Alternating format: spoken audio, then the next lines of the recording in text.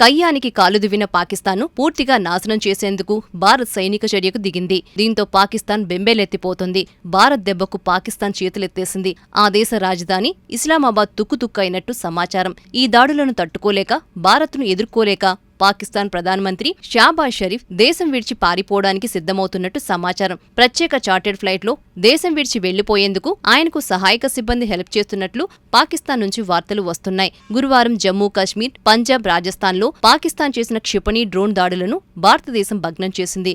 దీని తరువాత భారతదేశం కూడా ప్రతీకారం తీర్చుకునేందుకు లాహోర్, కరాచీతో సహా అనేక ప్రదేశాల్లో డ్రోన్ దాడులను నిర్వహించింది. భారతదేశ ప్రతీకార చర్యతో భయపడి పాక్ మరోసారి అబద్ధాలు చెప్పింది. ఇస్లామాబాద్లో పాకిస్తాన్ విదేశాంగ మంత్రిత్వ శాఖ ప్రతినిధి ఒక పత్రికా ప్రకటన విడుదల చేస్తూ పాకిస్తాన్ పఠాన్కోట్, జైసల్మేర్, శ్రీనగర్పై దాడి చేసిందని ఆరోపిస్తూ భారత మీడియా ప్రచారం చేసిన నిరాధారమైన, బాధ్యతారహిత ఆరోపణలను పాకిస్తాన్ ప్రభుత్వం పూర్తిగా తిరస్కరిస్తోందన్నారు. ఈ వాదనలు పూర్తిగా నిరాధారమైనవి, రాజకీయంగా ప్రేరేపితమైనవిగా చెబుతోంది. పాకిస్తాన్ను కించపరిచే లక్ష్యంతో నిరాధారమైన ప్రచారం చేస్తున్నారని ఆరోపిస్తోంది. ప్రపంచవ్యాప్తంగా ఉన్న దేశాలు భారతదేశాన్ని ఒప్పించి సంయమనం పాటించేలా సలహా ఇవ్వాలని విజ్ఞప్తి చేసింది.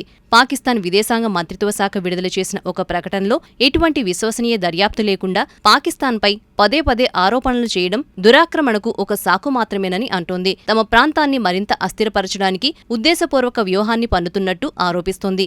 ఇటువంటి చర్యలు శాంతికి ముప్పు కలిగించడమే కాకుండా రాజకీయ, సైనిక ప్రయోజనాల కోసం తప్పుడు సమాచారాన్ని ఉపయోగించుకోవాలనే కోరికను కూడా ప్రతిబింబిస్తాయని ఏడుస్తోంది. ఈ ప్రమాదకరమైన ప్రవర్తనపై అంతర్జాతీయ సమాజం దృష్టి పెట్టాలని, భారతదేశం సంయమనం పాటించి బాధ్యత వహించాలని కోరుతున్నామని పాకిస్తాన్ తెలిపింది.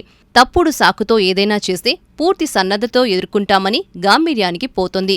పాకిస్తాన్ అప్రమత్తంగా ఉందని, శాంతికి కట్టుబడి ఉందని, కానీ రెచ్చగొట్టడానికి, బెదిరించడానికి లేదా తప్పుదారి పట్టించడానికి చేసే ప్రయత్నాలకు భయపడదని ఆయన అన్నారు. దురాక్రమణ చర్యలకు ప్రతిస్పందించే హక్కు పాకిస్తాన్కు ఉందని, ఈ ఆరోపణలను తీవ్రంగా తిరస్కరించామన్నారు.